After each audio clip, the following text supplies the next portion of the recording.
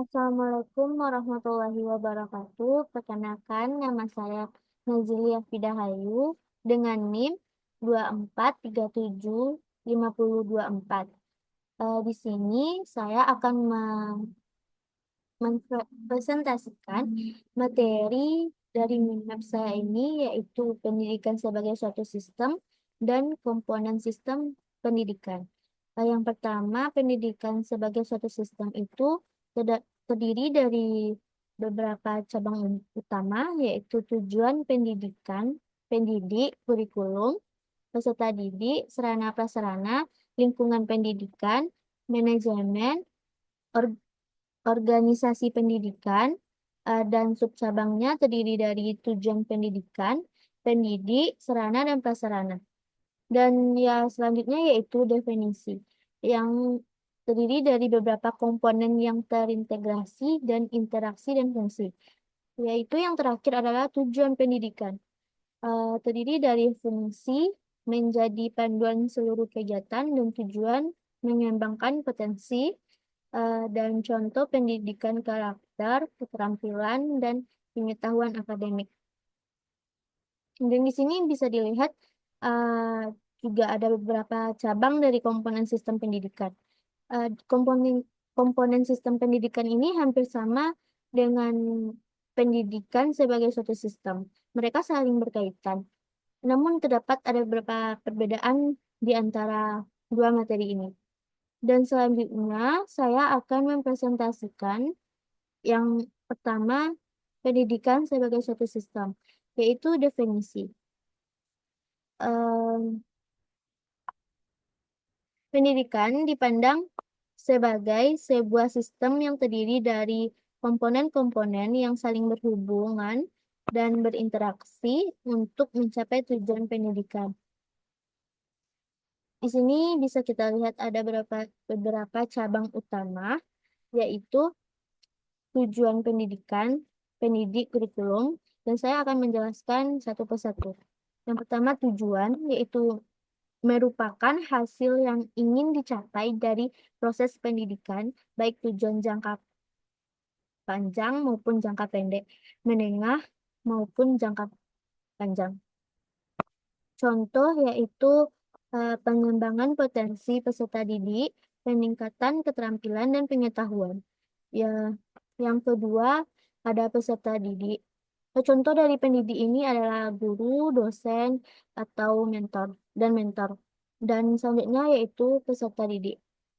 Subjek utama yang menerima pendidikan dan diharapkan mengalami perkembangan dalam aspek pengetahuan, sikap, dan keterampilan. Contohnya yaitu siswa, mahasiswa, peserta, pelatih, pelatihan. Dan selanjutnya ada materi. Eh, Materi ini merupakan bahan ajar atau informasi yang diberikan kepada peserta didik untuk mencapai tujuan pendidikan. Contohnya itu yaitu buku teks, modul pembelajaran, dan artikel ilmiah. Selanjutnya ada eh, subcabang tujuan pendidikan, yaitu eh, di sini saya akan langsung saja eh, menjelaskan metode, media, dan alat pendidikan. Metode adalah cara untuk teknik yang digunakan oleh oleh pendidik dalam proses pembelajaran. Contohnya yaitu ceramah, diskusi, atau studi kasus. Medianya yaitu alat bantu yang digunakan untuk menyampaikan materi pembelajaran.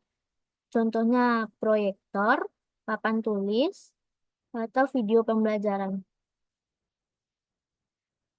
Alat pendidikannya adalah perangkat fisik yang digunakan dalam proses pembelajaran, yaitu contohnya komputer, dan alat peraga.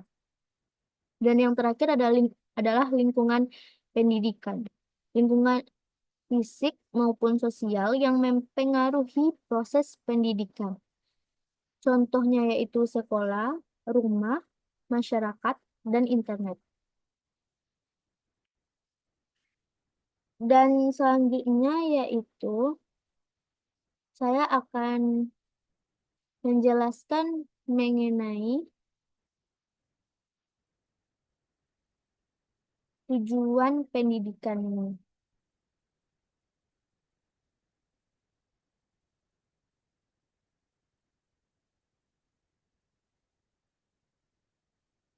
Tujuan pendidikan secara umum adalah untuk mengembangkan potensi individu secara menyeluruh, baik dari aspek intelektual, emosional, sosial, moral, dan fisik. Pendidikan bertujuan untuk pertama pengembangan pengetahuan, yaitu artinya membekali peserta didik dengan pengetahuan akademis dan keterampilan yang diperlukan untuk memahami dan memecahkan masalah di dunia nyata.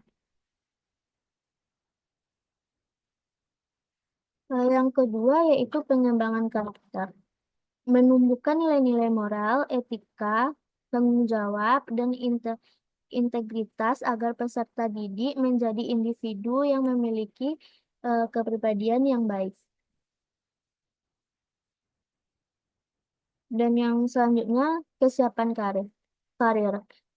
Artinya adalah mempersiapkan peserta didik untuk memasuki dunia kerja dengan keterampilan profesional dan kemampuan beradaptasi dalam berbagai bidang. Dan selanjutnya pembentukan kemandirian. Artinya mengajarkan peserta didik untuk berpikir kritis, kreatif, dan mandiri dalam mengambil keputusan serta tanggung jawab atas tindakan mereka. Dan selanjutnya pengembangan sosial, di mana membangun kemampuan bersosialisasi, kerjasama, kerjasama, dan komunikasi yang baik dalam masyarakat yang beragam. Selanjutnya pemahaman budaya.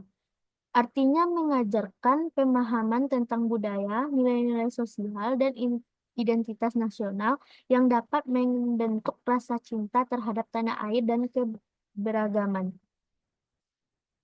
Tujuan pendidikan ini adalah untuk menciptakan individu yang seimbang, terampil, dan berkontribusi positif bagi masyarakat dan dunia.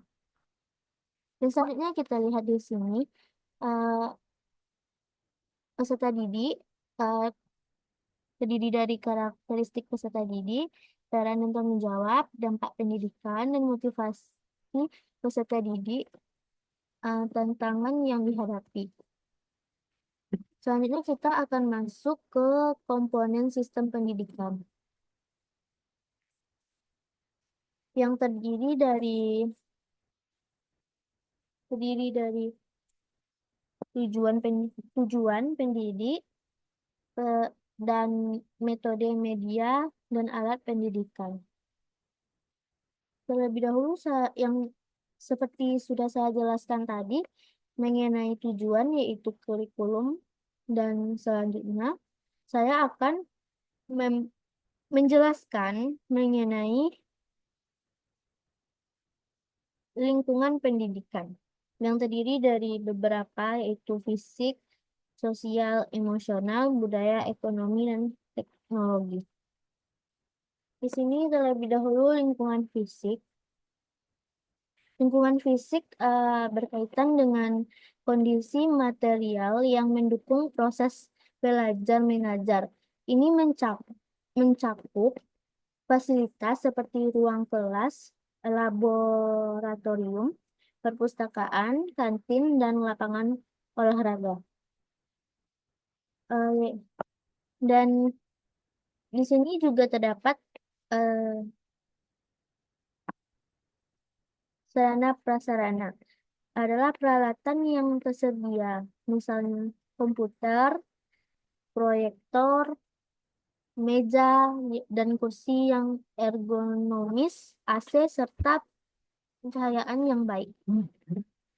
Eh, keber dan juga ada kebersihan dan keamanan. menjaga lingkungan yang bersih dan aman dari potensi bahaya atau gangguan fisik.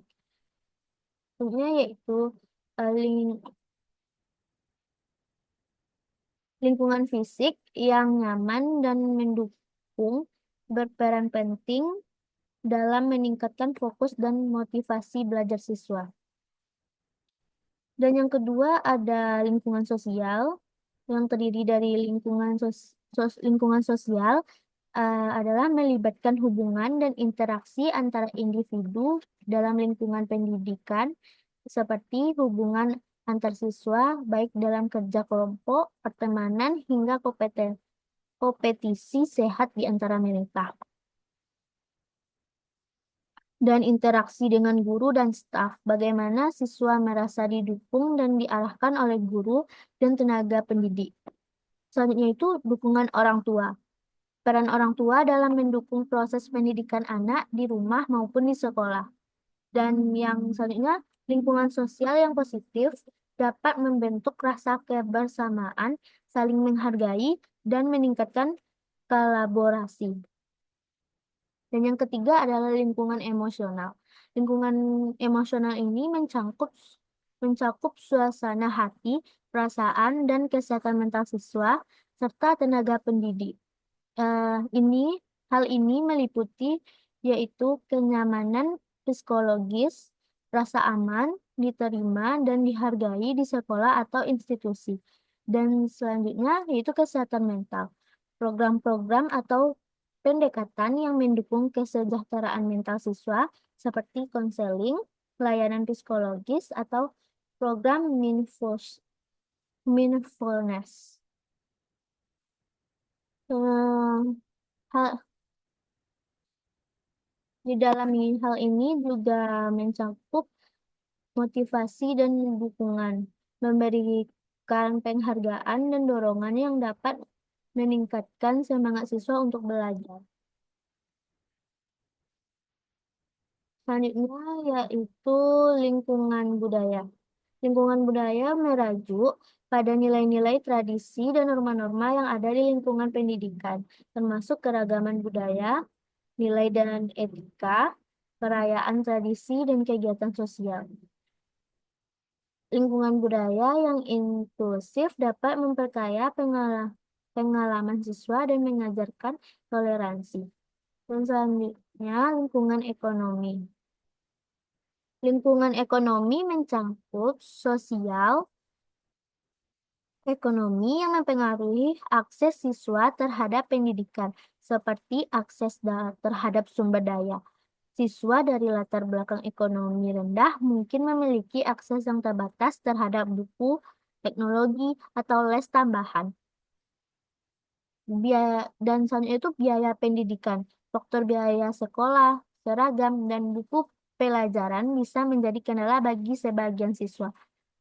Dan selanjutnya program beasiswa atau bantuan finansial upaya institusi atau pemerintah untuk membantu siswa dari keluarga kurang mampu. Lingkungan ekonomi yang mendukung dengan akses yang merata memastikan bahwa semua siswa mendapatkan kesempatan belajar yang sama atau setara. Dan yang terakhir yaitu lingkungan teknologi. Lingkungan teknologi ini mencakup penggunaan alat-alat teknologi dalam mendukung proses belajar mengajar, seperti akses ke teknologi, yaitu penyediaan perangkat seperti komputer, tablet, proyektor, dan jaringan internet. Penggunaan platform pembelajaran digital, serta e-learning, aplikasi, edukasi, dan video pembelajaran yang meningkatkan fleksibilitas belajar. Selanjutnya yaitu pelatihan teknologi untuk siswa dan guru, agar mereka mampu memanfaatkan teknologi secara efektif untuk mendukung proses pembelajaran. Dan di sini juga ada metode atau dan media dan alat pendidikan sudah saya jelaskan, dan dapat disimpulkan bahwa pendidikan sebagai suatu sistem dan komponen sistem pendidikan ini saling berkaitan dan saling memiliki tujuan yang sama, dan eh, dan sudah dan sampai di sini presentasi yang dapat saya sampaikan. Jika ada yang salah, saya mohon maaf. Saya sudahi dengan wabillahi taufiq wal hidayah. Assalamualaikum warahmatullahi wabarakatuh.